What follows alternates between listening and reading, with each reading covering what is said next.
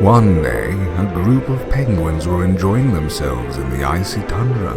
The penguins like to swim and play and generally do whatever it is most penguins do.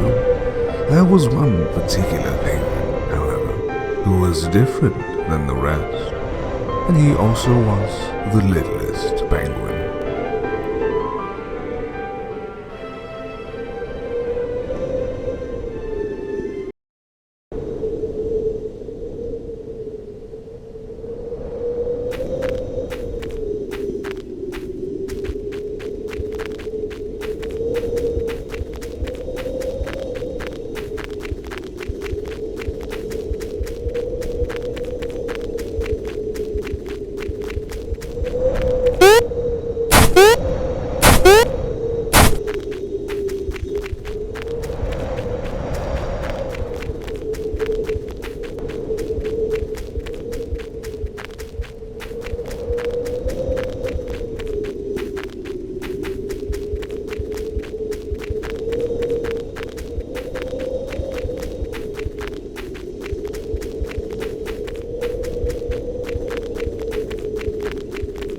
The littlest penguin liked the other penguins well and fine enough, albeit in small doses.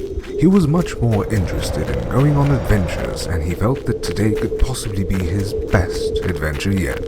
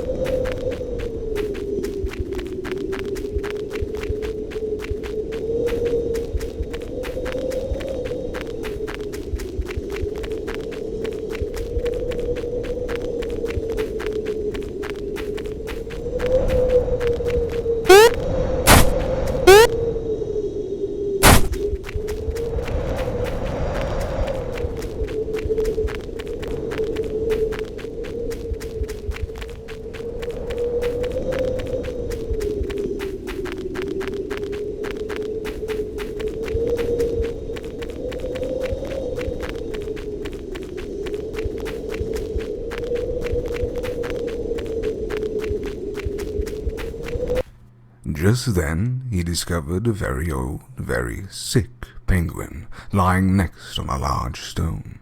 "Won't you please help me?" cried out the old penguin. "I'm very sick and I'm very old.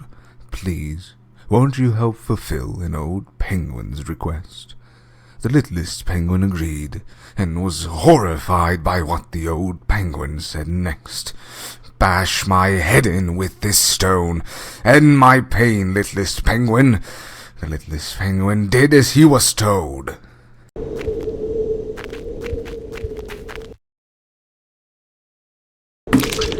Something began to stir inside the littlest penguin after that. Suddenly, a rush of emotions he had never known filled him, thrilled him like nothing had ever done before. "This feels like heaven!" cried out the littlest penguin, who set out freshly driven, giving new direction to his adventure.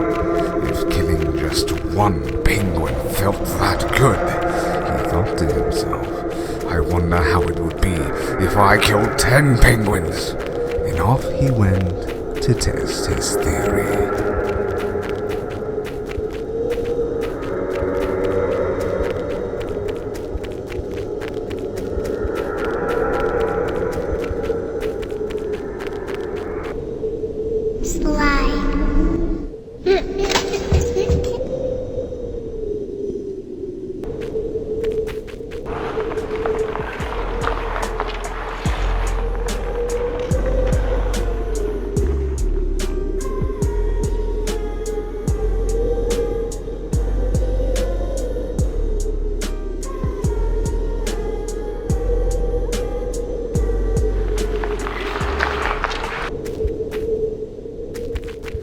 The littlest penguin came upon a small group of his peers.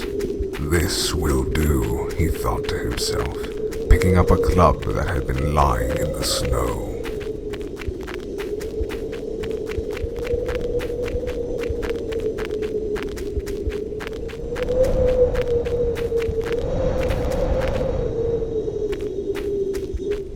The first one went down quickly, far easier than the littlest penguin would have thought. This spooked the others, but to his surprise, the littlest penguin found the more they ran, the greater his satisfaction when he finally beat them down. And beat them down he did, until the last of them were reduced to little more than a red stain in the snow.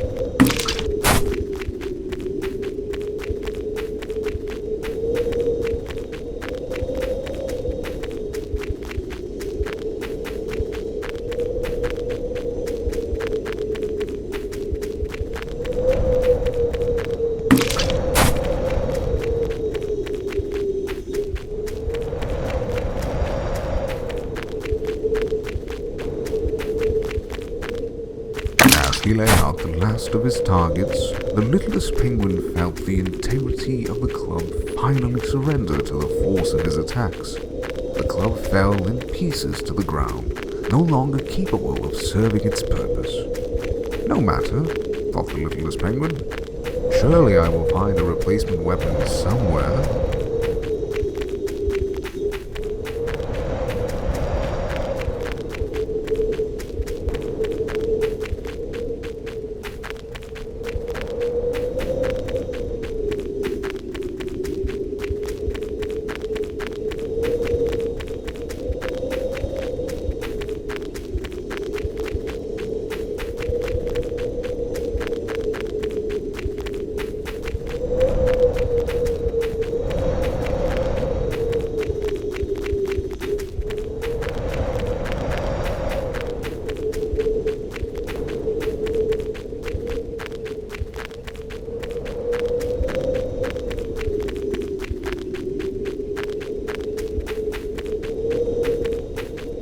As he moved through the crowd in order to reach the other side, the littlest penguin felt the eyes upon him.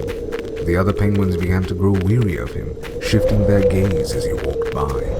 "I do not like the way they stare at me," thought the littlest penguin. "I do not like it one bit. Perhaps, after I kill them all, I shall make a fine necklace of their eyes." This thought occupied the littlest penguin as the others wobbled nervously around him. "And perhaps a crown made from their beaks, so all can see and marvel at how beautiful I am."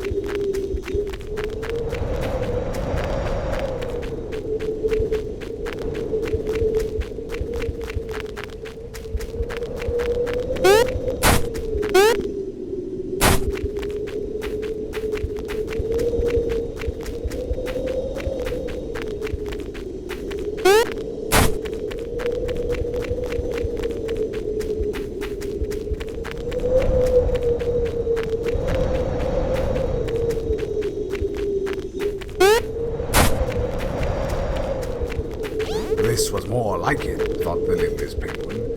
He could now return to the other penguins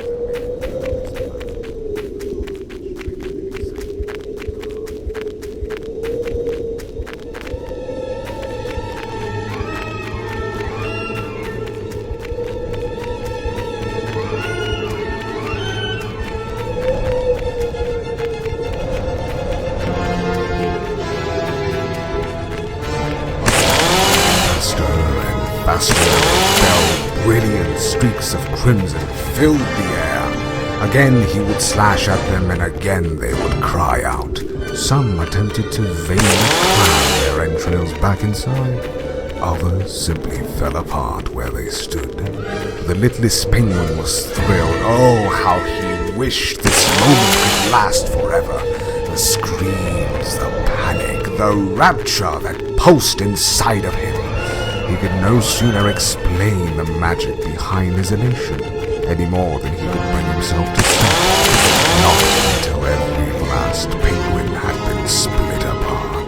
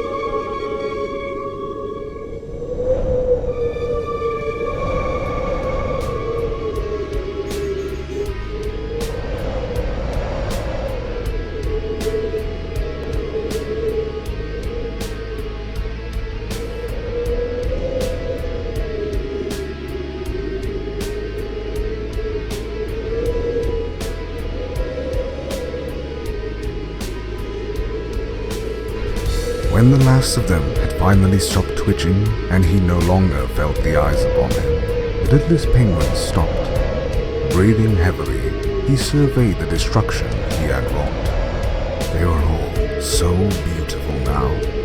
Too beautiful, in fact. The ecstasy felt by the littlest penguin slowly faded, and an undeniable sense of emptiness began to take its place.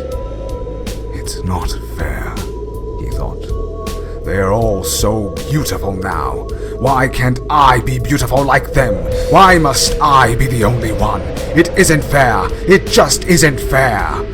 The littlest penguin looked at the chainsaw. The blood dripped off the teeth of the blade, almost glistening in the moonlight. Suddenly, the littlest penguin knew how to feel beautiful like the rest. He knew then what it was he must do.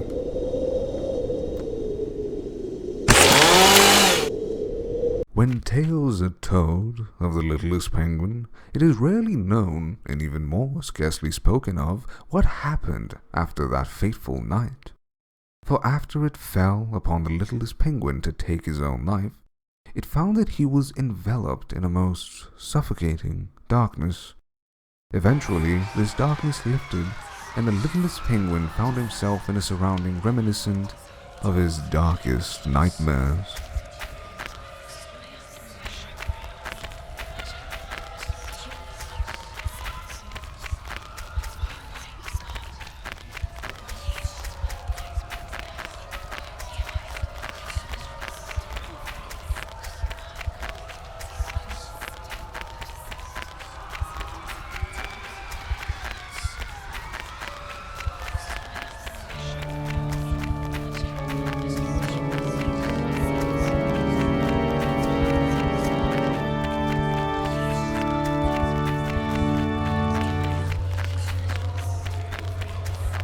Gone were the familiar expansions of snow and ice. The blue, sunlit skies overhead now gave way to an unending darkness that seemed to devour the landscape around him.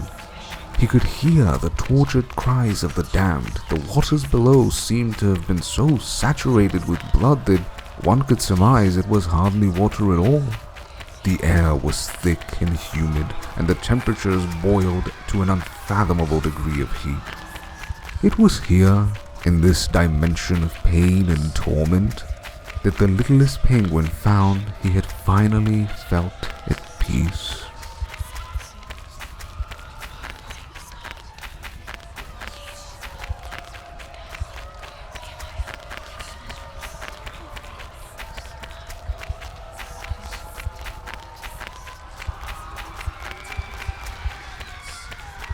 Approaching the pentagram, the souls of his victims circled a rising throne, which seemed to materialize from the coarse and abrasive stone at his feet.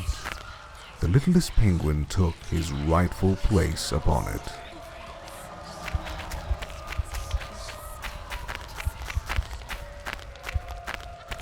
From that moment on, whenever darkness crept into the hearts of men, or misery spawned from the action of the crazed or maniacal, it did so under the watchful eye of the penguin who had committed that legendary genocide. He had slaughtered, dominated, and annihilated all there was to conquer, and for his efforts he would reign supreme as the Lord of Chaos in the underworld. Upon his throne, some still say, the littlest penguin eternally waits, unquestioned ruler of his dominion, to exact pain and torment upon all who cross his path.